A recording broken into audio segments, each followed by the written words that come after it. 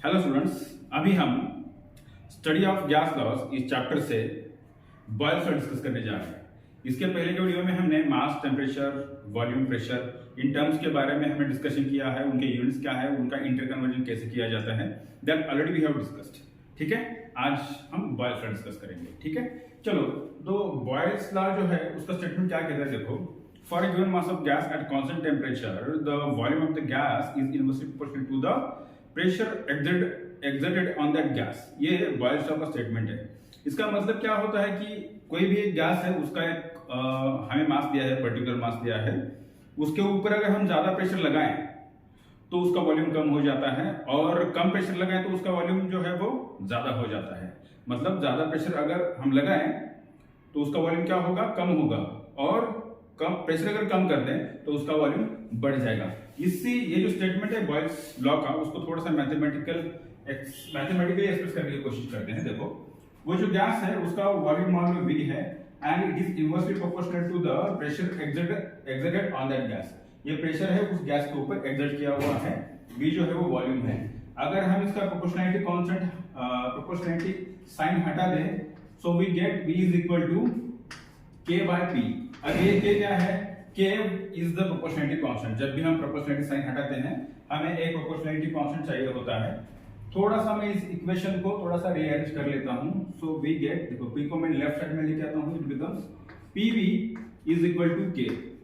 इसका मतलब क्या हो गया, वो जो गैस है उसके ऊपर जो हमने प्रेशर अप्लाई किया है और उसका जो भी वॉल्यूम है, उन दोनों का अगर हम मल्टीप्लिकेशन कर दें तो वो क्या होना चाहिए, कांस्टेंट होना चाहिए। That is what Boyle's law says. So alternatively, we also can define Boyle's law as, for a given mass of gas at constant temperature, the product of the volume of that gas and the pressure exerted on the gas should be constant।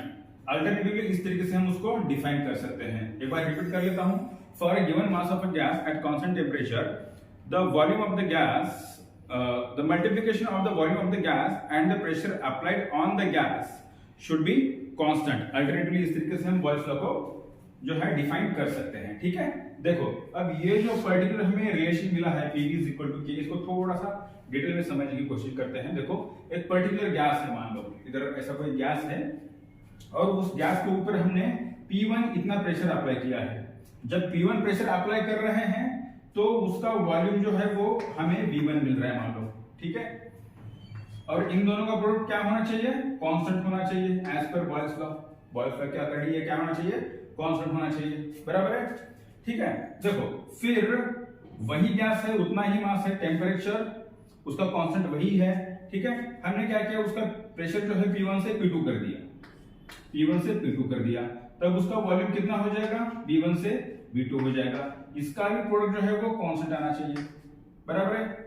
तो इन दो equations को अगर हम equate कर दें, मान लो equation number 1 है, equation number 2 है, इसको अगर हम इक्वेट करें तो क्या हो जाएगा, we get P1 V1 is equal to P2 V2 is equal to K हो जाएगा, बराबर है। तो ये जो चार टर्म है P1 V1, P1 P2 और V1 V2, इन चार टर्म में से अगर कोई भी तीन वैल्यूज हमें पता है तो चौथी का जो वैल्यू है हम निकाल सकते हैं। ठीक है, हाँ, चलो थोड़ा सा इसको in the form of numerical थोड़ा सा एक 5-10 मिनट बाद डिस्कस कर लेंगे। ठीक है, चलो,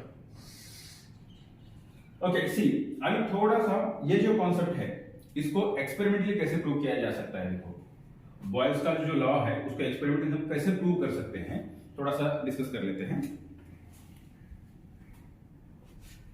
देखो स्टूडेंट्स, ये जो है एक चैम्बर है, इस चैम्बर को एक मैनोमीटर से इक्विप किया गया है। मैनोमीटर क्या होता है, उस चैम्बर में जो गैस या लिक्विड होगा उसका प्रेशर वो मेजर करेगा, उसके लिए मैनोमीटर का यूज होता है। मैनोमीटर में मर्क्यूरी होता है, ठीक है, और प्रेशर को सेंटीमीटर मर्क्यूरी में इधर मेजर किया गया है। ठीक है, चलो, और इस चैम्बर को एक फ्रिक्शनलेस पिस्टन से भी इक्विप किया गया है।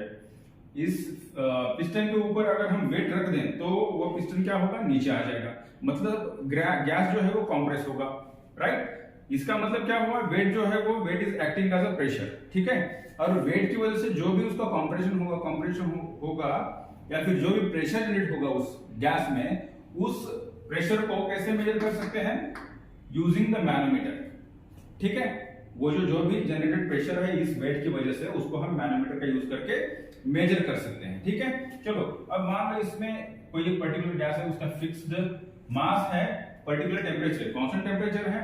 ठीक है, तो हमने जब उसके ऊपर 5 किलोग्राम इतना वेट रखा तो उसका वॉल्यूम हमें कितना मिल रहा है, 600 सीसी, मतलब 600 क्यूबिक सेंटीमीटर इतना वॉल्यूम मिल रहा है। सीसी मतलब एमएल होता है, 1 cc is equal to 1 ml, मतलब 600 cc is equal to 600 ml होगा। ठीक है, तो हमने क्या किया, ये जो 5 किलोग्राम मास है उसको डबल कर दिया। 5 किलोग्राम की जगह पर हमने क्या किया, 10 किलोग्राम इतना मास रखा और एक 5 किलोग्राम का वेट यहाँ पर रखा, तो टोटल वेट कितना हो जाएगा, 10 किलोग्राम। तो जब हमने 10 किलोग्राम इतना वेट रखा हुआ है, उसका वॉल्यूम कितना हो गया, 300 क्यूबिक सेंटीमीटर हो गया। मतलब पहले 600 था, अभी 300 हो गया, मतलब वॉल्यूम कितना हुआ, हाफ हुआ। हमने वेट को डबल किया है, वेट को डबल किया तो उसका प्रेशर देखो, प्रेशर भी डबल हो रहा है। पहले 200 सेंटीमीटर मर्क्यूरी था, अभी 400 सेंटीमीटर मर्क्यूरी है। ठीक है, तो प्रेशर डबल हो गया तो वॉल्यूम कितना हुआ है, हाफ हो गया। ठीक है, चलो ठीक है, ओके। तो इस तरीके से जो है हम ये बात बता सकते हैं कि जब प्रेशर बढ़ेगा तो वॉल्यूम कम होगा। जैसे कि यहाँ पर एक्सपेरिमेंटली उन्होंने प्रूव किया है। प्रेशर का हमने क्या किया, 200 से 400 किया तो वॉल्यूम कितना हुआ, 600 से 300 हुआ। प्रेशर डबल हुआ तो वॉल्यूम हाफ हो गया, मतलब कम हो गया। That is pressure and volume are inversely proportional. Pressure applied on the gas is inversely proportional to the volume of that gas for a given mass of gas and at a constant temperature। ठीक है, ये बातें पता होना जरूरी है कि temperature constant होना चाहिए और उसका मास जो है वो एक फिक्स्ड मास होना चाहिए। ठीक है, चलो अब क्या करते हैं, इसको हम थोड़ा सा बॉयल्स लॉ जो है, बॉयल्स लॉ को, जो काइनेटिक मॉलिक्यूलर थ्योरी है, काइनेटिक मॉलिक्यूलर थ्योरी, उसके टर्म्स में, उसके रिलेशन में इसको समझने की कोशिश करते हैं।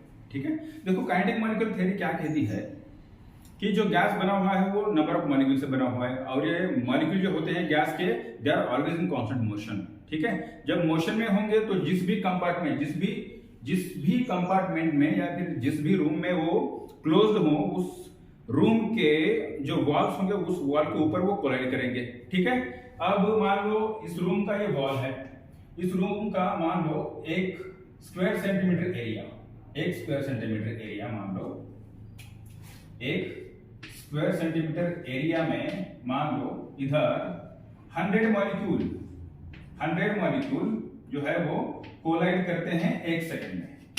1 सेकंड में 100 मॉलिक्यूल 1 सेंटीमीटर एरिया में कोलाइड कर रहे हैं। ठीक है, तो हमने क्या किया है, उसके बाद इसका जो प्रेशर, इसका जो वेट है डबल कर दिया। वेट डबल करने की वजह से उसका वॉल्यूम कम हो गया, मतलब पहले जो स्पेस था वो डबल था, अभी स्पेस हाफ हो गया।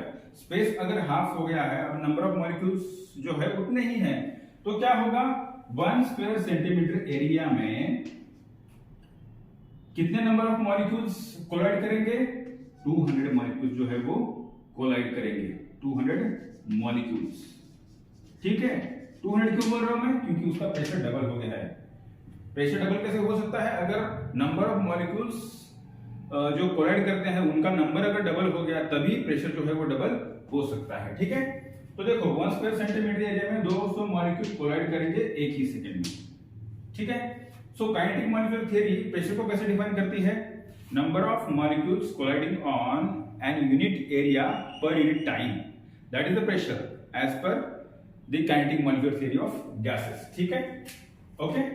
तो चलो, मतलब काइनेटिक मॉलिक्यूलर थ्योरी क्या कह रही है कि अगर हम प्रेशर बढ़ाते हैं, प्रेशर बढ़ा रहे हैं मतलब नंबर ऑफ मॉलिक्यूल जो है यूनिट एरिया में कोलाइड करने वाले वो क्या होंगे, बढ़ेंगे उसी प्रोपोर्शन में in unit time. That is what kinetic molecular theory of gases is saying. ठीक है, तो चलो हमने बॉयल्स लॉ को हमने डिस्कस तो किया, हाँ, और हमने एक और बात डिस्कस की कि जब हम वेट बढ़ा रहे हैं तो वॉल्यूम कम हो रहा है। वेट बढ़ा रहे हैं तो क्या हो रहा है, वॉल्यूम कम हो रहा है। क्यों, क्योंकि प्रेशर बढ़ रहा है वेट बढ़ाने से, राइट। तो इसको थोड़ा सा समझने की कोशिश करते हैं। देखो ये क्या है, ये प्रेशर है और ये वॉल्यूम है। मान लो हमने जब 10 इतना प्रेशर लगा दिया, 10 सेंटीमीटर मर्क्यूरी मान लो, तो उसका volume in that case imagine अगर ये वॉल्यूम 4 क्यूबिक सेंटीमीटर है, जब 10 सेंटीमीटर मर्क्यूरी इतना प्रेशर अप्लाई कर रहे हैं तो उसका वॉल्यूम कितना मिल रहा है हमें, 4 क्यूबिक सेंटीमीटर मिल रहा है। अगर हम इसका वॉल्यूम डबल कर दें, 20 कर दें, अगर हम इसका प्रेशर डबल कर दें तो वॉल्यूम कितना होना चाहिए? हाफ होना चाहिए। जैसा कि अभी हमने देखा, प्रेशर डबल किया तो वॉल्यूम कितना होना चाहिए? हाफ होता है, 2। करेक्ट, ठीक है। थर्ड, अगर इसका जो प्रेशर है मैं 30 कर देता हूं, 30, तब इसका वॉल्यूम कितना होगा? कैसे निकाल सकते हैं? ये वाला फॉर्मूला यूज करके हम निकाल सकते हैं, P1 PV1 = P2 V2। इस फॉर्मूला का यूज करके जो भी वॉल्यूम होगा वो हम कैलकुलेट कर सकते हैं। कैसे करके देखेंगे? देखो, ये P1 V1 है और P2 हमने 30 कर दिया है। P1 कितना है यहाँ पर? मान लो ये वाली ले लेते हैं। P1 is 10, V1 is 4 और P2 हमारा मान लो 30 है, तो V2 कितना मिलेगा? देखो कैसे कर सकते हैं। P1 कितना है? 10 है। V1 कितना है? 4 है, इक्वल टू P2 कितना है? 30, और जो V2 है हमें कैलकुलेट करना है। So V2 is equal to 10 multiplied by 4 divide by 30 आएगा। दैट इज 40 डिवाइड बाय 30 आएगा। अब इसका जो रेशियो है 1.33 आता है, ठीक है, राइट। तो V2 की वैल्यू हमें कितनी मिल गई? V2 इज इक्वल टू 1.33 इतना मिलेगा। V2 is equal to 1.33।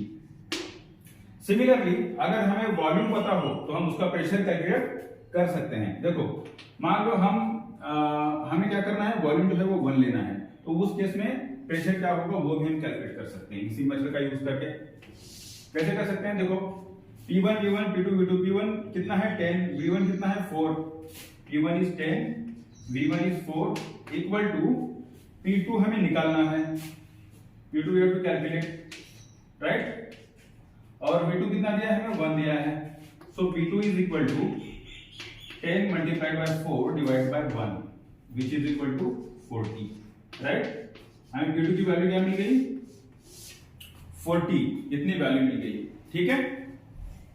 इस तरीके से हम क्या कर सकते हैं? P1 V1 equal to P2 V2 इस फॉर्मूला का यूज करके P1 V1 P2 V2 इसमें से किसी की भी वैल्यू जो है वो कैलकुलेट कर सकते हैं। अगर हमें बाकी 3 टर्म्स पता है, उनकी वैल्यूज पता है, तो फोर्थ की वैल्यू हम कैलकुलेट कर सकते हैं, ठीक है।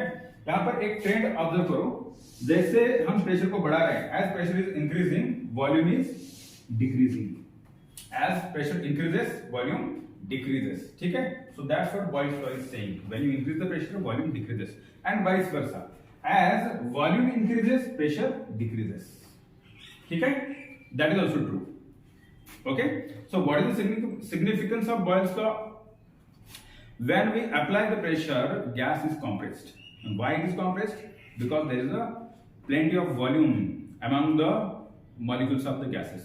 उन जो गैसेस के मॉलिक्यूल्स होते हैं उनमें बहुत सारा जो है वो खाली स्पेस होता है, इसलिए उनको कॉम्प्रेस हम कर सकते हैं प्रेशर अप्लाई करके।